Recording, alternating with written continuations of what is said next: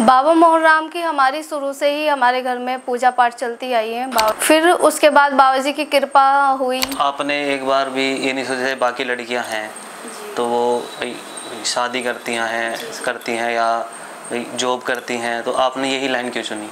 शादी का मैंने इसलिए नहीं सोचा, शादी तो करते हैं, सब भी ही करते हैं। उसमें हमने धर्म औषधालय यहाँ पर खोला है, जो कि गांव में क्या है ज़्यादा उस चीज़ की सुविधा नहीं है। एक दिन उसमें महिला डॉक्टर भी बैठती है जो महिलाओं का चेकअप करती हैं। सो गाइस, एक बार फिर आपका स्वागत है हमारे चैनल मैमजे रियल टॉक में।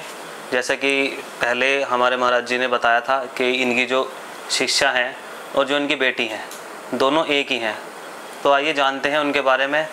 नाम तो खैर वही अपने शुभ मुख से बता पाएंगी, तो माता जी बताएं। मेरा नाम महंत पूर्णिमा योगेश्वरी गिरी है और मेरा नाम ये जो पड़ा है ये मेरे गुरु के मतलब मुझे दिया है गुरु ने।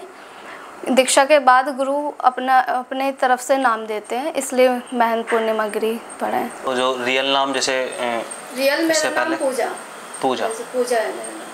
ठीक, तो आप किसकी साधना में हैं? मैं बाबा मोहन राम की साधना, इष्ट देव मेरे बाबा मोहन राम है और साधनाएं मैंने बाबा मोहन राम की भी की है, माँ बगलामुखी की भी की है और माँ दुर्गा और भगवान शिव।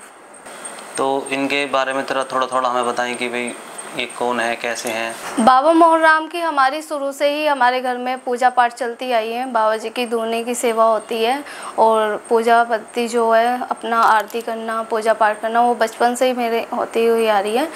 फिर उसके बाद बाबा जी की कृपा हुई, उनसे मतलब ये है कि पूजा पाठ में आगे बढ़ते चले गए। बाबा जी का ध्यान साधना उसमें हम लगे। फिर गुरुजी से मतलब पिताजी भी हैं, गुरुजी भी हैं, मैंने उनसे बोला कि मुझे गुरु मंत्र दो आप, मुझे इस चीज़ में आगे बढ़ना है जिससे कि मैं अपने सनातन धर्म में को थोड़ा आगे बढ़ा सकूं और उसमें मैं काम कर सकूं। आपने एक बार भी ये नहीं सोचा बाकी लड़कियां हैं तो वो शादी करती हैं या जॉब करती हैं, तो आपने यही लाइन क्यों चुनी? जॉब मैंने की है, 8-9 साल जॉब की है, लेकिन जो शादी का मैंने इसलिए नहीं सोचा। शादी तो करते हैं, सब भी ही करते हैं। उसमें क्या एक ही परिवार में बंध के रह जाते हैं, एक ही परिवार में हम उसी में रह जाएंगे। और नहीं, शादी करके यह है कि मैं अपने सनातन धर्म के लिए काम करना चाहती हूँ। हमारे सनातन धर्म में कुछ चीज़ें हैं जो वो आगे नहीं हो पा रहा है, जैसे हमारी संस्कृति थी, हमारी गोकुल संस्कृति, वो चीज़ भी धीरे धीरे कम होती जा रही है। मैं सोचती हूँ कि उसको आगे बढ़ाएं और अपने सनातन धर्म के लिए काम करूँ। सारा जो जितने भी सनातनी है सब अपने परिवार है, मैं सभी परिवार मेरा अपना परिवार है, इसलिए। तो जैसा गुरुजी ने बताया था कि भाई आप जुड़े हुए हो, जब से आप इस गुरुजी से जुड़े तो तब से आपने कुछ चीज़ें गुरुजी ने बताई कि चिकित्सालय की चीज़ें जो इसमें आश्रम में इसमें भी हैं, बाकियों में भी हैं, तो वो आपके थ्रू आई हैं, तो उसका प्रोसेस ज़रा बताओ। हमने धर्म औषधालय यहाँ पर खोला है, जो कि गांव में क्या है ज़्यादा उस चीज़ की सुविधा नहीं है कि डॉक्टर है। अगर हम जाना होता है यहाँ से तो मोदनेगढ़ जाना होता है डॉक्टर के लिए, वहाँ पे MBBS की फ़ीस बहुत ज़्यादा होती है और इतनी सुविधा भी नहीं उनको मिल पाती। हमने यहाँ पर औषधालय का ओपनिंग करी है जिससे कि गांव में ही वो आ सके और MBBS डॉक्टर जो यहाँ पे बैठाए हैं। और एक दिन उसमें महिला डॉक्टर भी बैठती है जो महिलाओं का चेकअप करती हैं। तो उसमें फीस वगैरह होती है या सब कुछ निःशुल्क होता है? वो 3 से 5 अपना टाइम देते हैं यहाँ पर डेली जी। तो जैसे अगर किसी को दिखाना हो तो जो जेंट्स डॉक्टर हैं वो कब मिलेंगे या लेडीज डॉक्टर हैं वो किस दिन मिलती है? रविवार और मंगलवार और शुक्रवार जेंट्स डॉक्टर बैठते हैं और दिन जो बैठेंगे महिला डॉक्टर बैठेंगे। तो उसमें जो भी हमारी नॉर्मल आदमी कोई भी आके दिखा सकता है? कोई भी दिखा सकता है। तो दवाई और जो सलाह वगैरह जो डॉक्टर देते हैं वो सब फ्री है? फ्री होगी जी जी। और अब आप आगे अभी हम गोकुल का यहाँ पर निर्माण करने जा रहे हैं। उससे क्या होगा, जो हमारी पीढ़ी है अभी जो बच्चे हैं उनको हम पढ़ाएंगे संस्कृत में। स्कूल में क्या है, अपना ये भागवत वगैरह रामायण का किसी का भी नहीं पढ़ाया जाता, और धर्मों में अपने उसको पढ़ाते हैं। हम यहाँ पे गोकुल जो पहले से हमारी पद्धति आ रही है संस्कृत पद्धति, उसको स्टार्ट करेंगे, जो हमारा पिलर है जो वो मजबूत हम कर सकें, जो पहले जितने बच्चों को हम शिक्षा दे सकें संस्कृत की वो देंगे। शिशु मंदिर विद्या मंदिर से पढ़ा हुआ हूँ, तो पहले वो उसमें पढ़ाते थे, बाकी कॉलेजों में स्कूलों में भी नहीं था।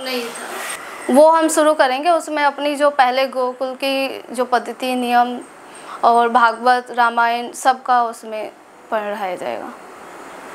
तो अभी तक आपने मतलब जो आपके इष्ट देव हैं, तो उनकी सिद्धियों के लिए आपने क्या क्या प्रोसेस किए हैं, या अगर किसी को इसमें मतलब कोई जैसे और भी लड़कियां हैं, या इसमें लड़कियां ही आ सकती हैं या शादीशुदा महिलाएं भी आ सकती हैं, तो इस बारे में थोड़ा सा जानकारी दो।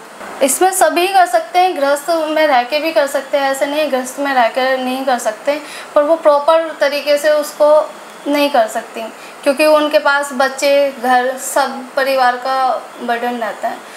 और लेडीज़ गर्ल्स या जेंट्स बॉयज़ सब कर सकते हैं। अब इतना तो टाइम चाहे गर्ल्स हो या बॉयज़ हो, सबको अपने लिए निकालना चाहिए। और नहीं तो अपने पास में कोई भी मंदिर है तो मंगलवार या कोई सोमवार कोई भी एक दिन हो, सबको इकट्ठा होके अपना पूजा पाठ पद्धति सब चीज़ करनी चाहिए, जो अपने सनातन धर्म को मतलब बढ़ा सके और उसमें ध्यान लगा सके। तो माता श्री जी आपको कितना टाइम हो गया?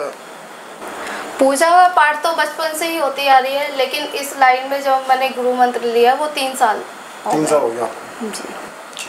और अगर किसी को गुरु मंत्र लेना हो, गुरु मंत्र जो लेना होता है, हाँ वो गुरु मंत्र ले सकते हैं, लेकिन उसके लिए जो प्रोसेस है, आपको सबसे पहले अपने आप को ही ये देखना है कि इस चीज़ को मैं कर सकती हूँ या नहीं कर सकती। गुरु मंत्र लेना इतना ये नहीं कि गुरु मंत्र ले लिया और लेके हम बैठ गए, उसके लिए प्रोसीजर पूर्ण करना होता है, उसमें भक्ति करनी होती है अपने इष्ट देव की।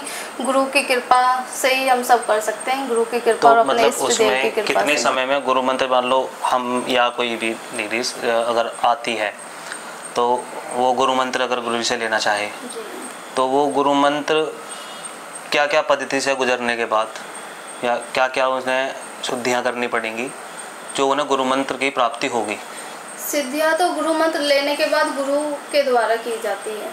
गुरु मंत्र लेने से पहले ये है कि गुरु देखते हैं कि ये इस काबिल है या नहीं है, वो पूजा पाठ में कितना ध्यान दे रहा है या उसके अंदर भाव कितने हैं, हम अपने इष्ट देव के लिए क्या कर सकते हैं क्या नहीं कर सकते हैं।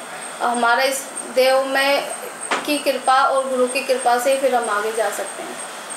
तो थोड़ा सा हमें ये चीज़ बता दीजिए आप कि लास्ट में ही कि जो आप कुछ चीज़ें अगर घर की लेडीज़ों को या जो नई बच्चियां हैं जो कॉलेज स्कूल वगैरह में पढ़ रही हैं उनके लिए कि भाई उन्हें किस चीज़ से सेफ रहना चाहिए या क्या चीज़ें लाइफ में अपनानी चाहिए क्या नहीं अपनानी चाहिए?